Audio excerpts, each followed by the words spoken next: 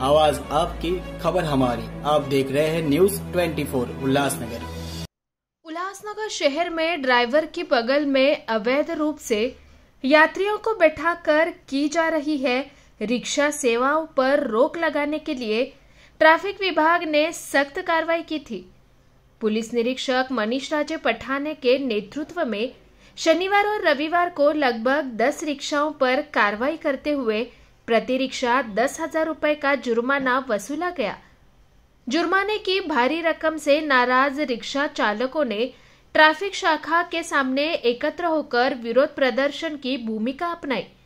Ramakant Chauhan rickshaw union पदाधिकारी अप्पा Kulkarni, Vicky Bhullar, Rajendra Chaudhari, Minty Chauhan और बाला श्रीखंडे ने ट्रैफिक शाखा से मुलाकात कर कार्रवाई की जानकारी ली।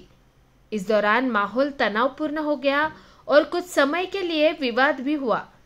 रमाकांत चौहान के नेतृत्व में रिक्शा यूनियन ने वकील मोहित आहूजा के माध्यम से न्यायालय में पक्ष रखा।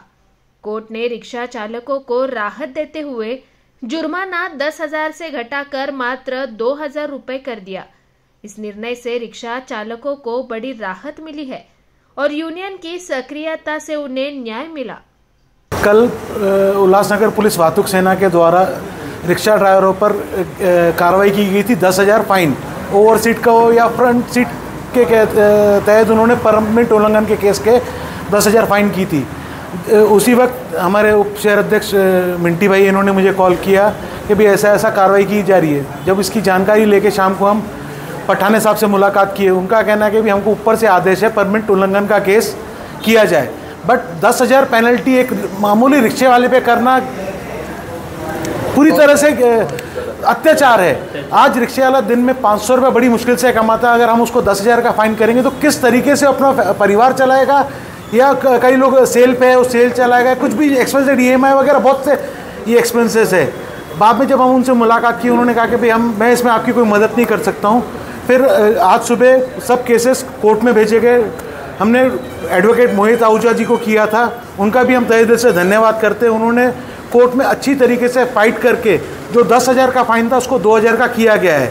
इसके लिए पूरी यूनियन की तरफ से हम उनका आभार व्यक्त करते हैं और पुलिस वालों से हम ये विनती करते हैं कि भाई अगर रिक्शे वाले ने गलती की आप उसको समझाओ या कुछ तरीके से और तरीका निकाला जाए। 10,000 फाइन देना कोई प्रॉपर ये नहीं है हमारा।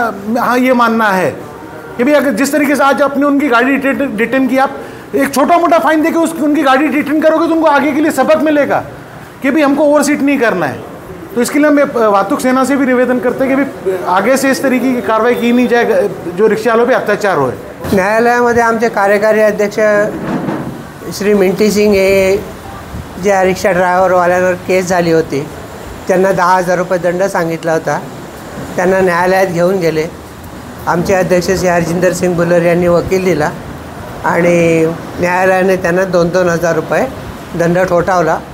त्याची पावती त्यांनी घेतलेली आहे आणि आता जस्ट ते लोक कोर्टातून आता आलेले आहेत। 10,000 रुपये जे मागत होते त्याचे ते 2,000 रुपये त्यांचं ते संकट दूर झालेलं आहे। माझं असं म्हणणं आहे तर लास्ट 48 मला आता 38 वर्ष झाली संघटनेमध्ये, मी 10,000 रुपये दंड कधी बघितला नव्हता। कुठल्याही मोटर व्हेकल ॲक्टमध्ये 10,000 रुपये दंड नव्हता आणि कालपर्यंत परवापर्यंत दंड होता 1,500 रुपये। 1984ला दंड होता 20 रुपये, तिथून तो वाढत आता 500 रुपये आला। साध्या कलमाकरता 500 आहे आणि 500, 1000, 1500 असे जे कलम असतील त्यांचं कॉन्व्हिजिबलप्रमाणे ते दंड वाढत 25,000 रुपयापर्यंत दंड आहे।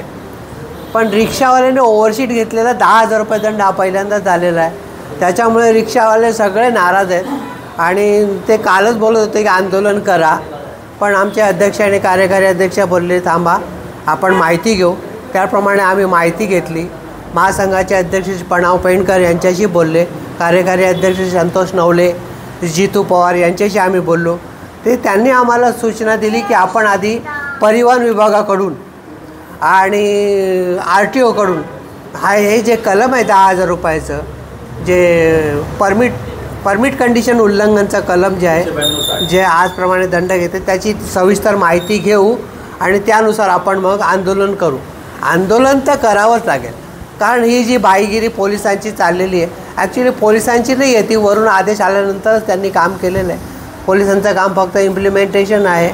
त्याप्रमाणे साहेबांनी तर हात वर केले, मी काही करू शकत नाही असं सांगितलं, तर आम्हाला त्याविरोधात ते आंदोलन हे करावंच लागेल. आणि एक 5 ते 6 दिवसामध्ये आम्ही आंदोलन करणार आहोत. आणि त्यानुसार सगळ्या रिक्षा चालकांना सूचना दिलेल्या आहेत की तुम्ही ओव्हरशीट घेऊ नका आणि कायद्याचं पालन करा. त्या 8 ते 10 दिवसामध्ये आम्ही मग आंदोलन केल्यानंतर काय दिशा ठरवायची ते वरिष्ठ अधिकारी आमचे पण आहेत, त्यांच्याबरोबर महासंघाचे अध्यक्ष, कार्यकारी अध्यक्ष आमचे मिट्टी सिंग, श्री हरजिंदर सिंग बुलर आमचे जे अध्यक्ष आहेत, ते सगळे बसून निर्णय घेऊ आणि आंदोलन करू.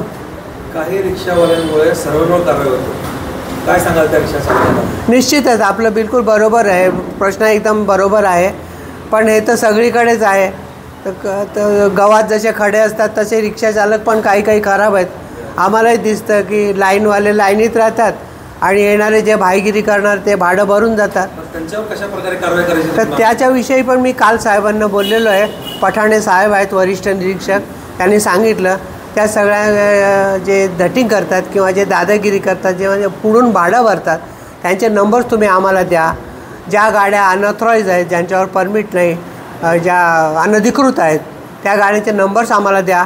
मी कारवाई करून तुमच्यासमोर मी कारवाई करतो, असं साहेबांनी आश्वासन आम्हाला दिलेलं आहे.